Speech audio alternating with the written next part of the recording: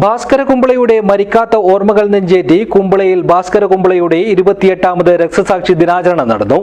സംസ്ഥാന പൊതുമരാമത്ത് ടൂറിസം വകുപ്പ് മന്ത്രി PA മുഹമ്മദ് റിയാസ് ഉദ്ഘാടനം ചെയ്തു. ഗുണമേന്മയോട് കൂടിയ ഉൽപ്പന്നങ്ങൾ മിതമായ നിരക്കിൽ Sreekrishna hardwares MG road Kasaragod.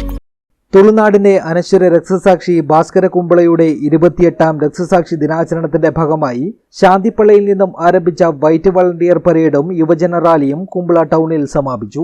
തുടർന്ന് നടന്ന അനുസ്മരണ പൊതുയോഗം കുമ്പള ടൗണിൽ DYFI മുൻ അഖിലേന്ത്യാ പ്രസിഡന്റും കേരള സംസ്ഥാന പൊതുമരാമത്ത് ടൂറിസം വകുപ്പ് മന്ത്രിയുമായ PA മുഹമ്മദ് റിയാസ് ഉദ്ഘാടനം ചെയ്തു.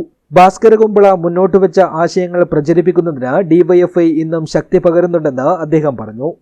സോഷ്യലിസ്റ്റ് ആശയങ്ങളിൽ പ്രചോദിതമായ ഒരു യുവജന പ്രസ്ഥാനമാണ് DYFI. ആ DYFI എന്ന് പറയുന്ന പ്രസ്ഥാനം ഒരു നാട് എങ്ങനെ മാറണമെന്ന് ആഗ്രഹിക്കുന്നതിന്റെ ഭാഗമായി ഉയർന്നു വരണം എന്ന് ആഗ്രഹിച്ച ഒരു സർക്കാരാണ് കേരളത്തിലെ LDF സർക്കാർ. ആ LDF സർക്കാർ DYFI ആഗ്രഹിക്കുന്നത് പോലെ ഈ നാടാകെ ആഗ്രഹിക്കുന്നത് പോലെയുള്ള മാറ്റങ്ങൾക്ക് വേണ്ടി ഇടപെട്ടുകൊണ്ടിരിക്കുകയാണ്.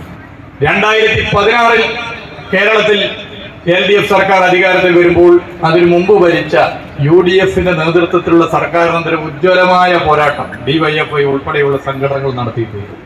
ഈ കാസർഗോഡ് ജില്ലയിലും ഈ കുമ്പളയിലും ഉൾപ്പെടെ നിരവധി പോരാട്ടങ്ങൾ നടന്നിട്ടുണ്ട്. നിരവധി സഖാക്കൾ ഭീകര മർദ്ദനമേൽക്കേണ്ടി വന്നിട്ടുണ്ട്, ജയിൽവാസം അനുഭവിക്കേണ്ടി വന്നിട്ടുണ്ട്, കള്ളക്കേസിൽ കുടുക്കി നാട് കടത്തപ്പെട്ടിട്ടുണ്ട്.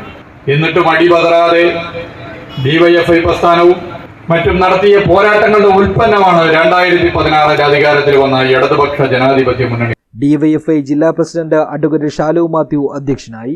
CPM ജില്ലാ സെക്രട്ടറി M രാജഗോപാലൻ MLA, സംസ്ഥാന കമ്മിറ്റി അംഗം CH കുഞ്ഞമ്പു MLA, ജില്ലാ സെക്രട്ടേറിയറ്റ് അംഗം VV രമേശൻ, KR ജയാനന്ദ, ജില്ലാ സെക്രട്ടറി രജീഷ് വെള്ളാട്ട്, ജില്ലാ കമ്മിറ്റി അംഗം CA സുബൈർ, DYFI സംസ്ഥാന കമ്മിറ്റി അംഗം K Sabeesh, block secretary Nasaruddin Malankara തുടങ്ങിയവർ സംസാരിച്ചു.